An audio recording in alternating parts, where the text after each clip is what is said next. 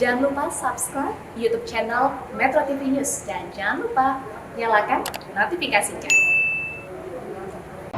Iya pemirsa, Sabtu lalu BMKG mengeluarkan peringatan dini cuaca ekstrim yang akan berlangsung hingga Selasa 19 Juli di sebagian besar wilayah di Indonesia.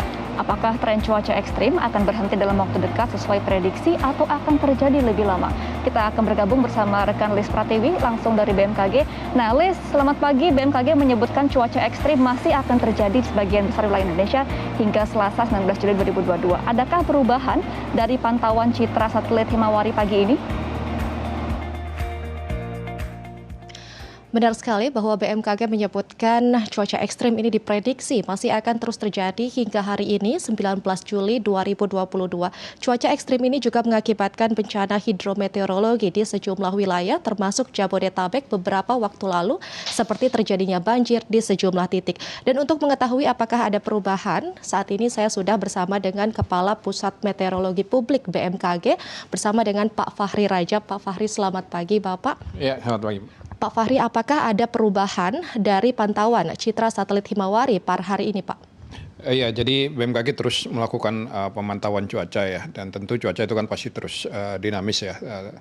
Jadi potensi hujan dengan intensitas ringan hingga sedang masih ada di beberapa tempat, terutama di wilayah timur Indonesia seperti di Sulawesi Tengah, Sulawesi Tenggara, Maluku, Maluku Utara, Papua, Papua Barat itu masih ada potensi. Kemudian di Kalimantan seperti Kalimantan Tengah, Kalimantan Selatan, Kalimantan Timur, Kalimantan Barat itu juga masih ada potensi hujan dengan intensitas ringan hingga sedang, bahkan kadang intensitas lebat gitu ya. Lalu sebelumnya BMKG menyebut bahwa tren cuaca ekstrim ini atau imbauan terkait cuaca ekstrim masih akan terus terjadi hingga hari Selasa ini. Bagaimana untuk pekan ini, Pak? Ya, jadi kami mengupdate cuaca setiap hari gitu ya. Nah, yang berlaku sampai hari ini kan ketika kami rilis 3 hari lalu. Nah, yang kami rilis hari ini ya berlaku sampai 3 hari ke depan. Jadi kita akan terus update terus.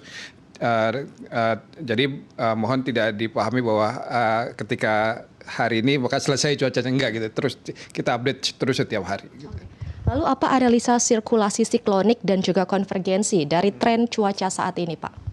Ya, jadi memang saat ini kita masih memantau beberapa fenomena dinamika atmosfer seperti adanya penjalaran massa udara basah, kemudian adanya daerah pertemuan angin atau konvergensi di beberapa wilayah Indonesia yang memang berpotensi menimbulkan hujan ya dengan intensitas ringan hingga sedang.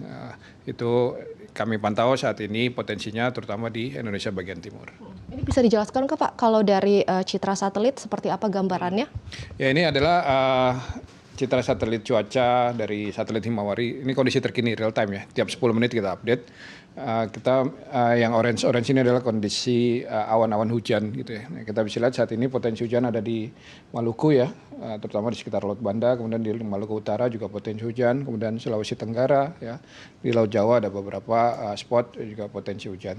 Jadi memang masih dominan di sekitar Indonesia Timur saat ini. Lalu untuk pekan ini sendiri, Pak Fahri, bagaimana prediksinya untuk wilayah Jabodetabek? Ya, jadi untuk Jabodetabek memang masih ada potensi hujan, ya, terutama di wilayah selatan. Itu pada siang menjelang sore hari dengan intensitas ringan hingga sedang.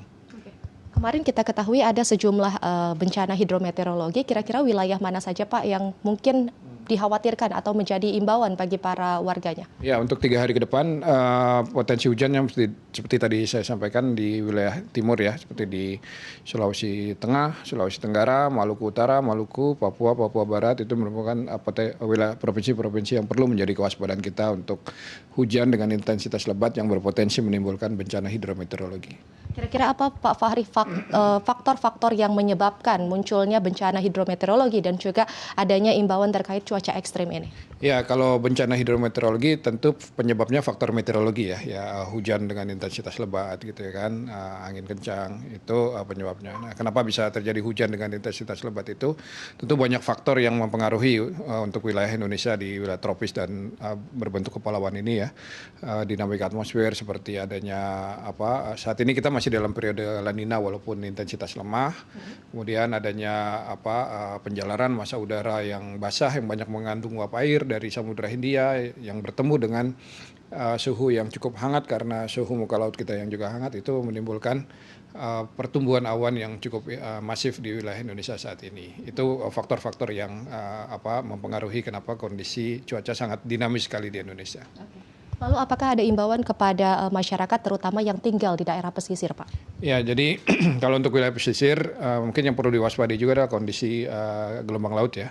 Gelombang laut kami memantau saat ini prediksi kami di sebelah barat Sumatera sampai dengan selatan Jawa ya itu potensi gelombang lautnya cukup tinggi antara 2,5 hingga 3,5 meter. Itu yang perlu menjadi kewaspadaan. Lalu untuk di daerah-daerah tertentu Pak, imbauan kepada warga lainnya karena kan sejauh ini juga terjadi bencana seperti banjir di beberapa wilayah termasuk di Jakarta. Ini apakah ada hal-hal lain yang perlu diwaspadai oleh warga? Ya tentu walaupun saat ini kita sedang periode musim kemarau, kita tetap perlu mewaspadai potensi hujan ya dengan intensitas sedang hingga lebat yang berpotensi menimbulkan bencana hidrometeorologi tadi. Antisipasinya mungkin kita mulai dari lingkungan kita dulu masing-masing gitu ya, di rumah gitu kan, pastikan saluran air itu bersih, siap menerima mengalirkan air gitu kan. Kemudian dalam skala yang lebih luas, pemerintah pusat maupun daerah juga memastikan sungai-sungai itu dalam kondisi siap untuk mengalirkan air gitu. Terima kasih banyak Pak Fahri Rajab, Kepala Pusat Meteorologi Publik BMKG. Dan pemirsa, tentunya penyebab dari bencana hidrometeorologi ini sudah dijelaskan oleh Pak Fahri dan memang masih ada sejumlah daerah yang perlu mewaspadai terkait potensi cuaca ekstrim hingga beberapa hari ke depan. Dan juga masyarakat untuk meminimalisir terjadinya bencana hidrometeorologi ini selain memantau pantauan cuaca yang selalu diupdate atau diperbaharui oleh BMKG, juga dapat melakukannya sendiri dari rumah, mulai dari membersihkan selokan untuk menghindari apabila terjadinya potensi banjir dan juga memantau bersama dengan BPBD setempat jika nanti terjadi bencana. Demikian, kembali ke studio. Baik, terima kasih Liz Pratiwi atas informasi Anda. Selamat kembali bertugas.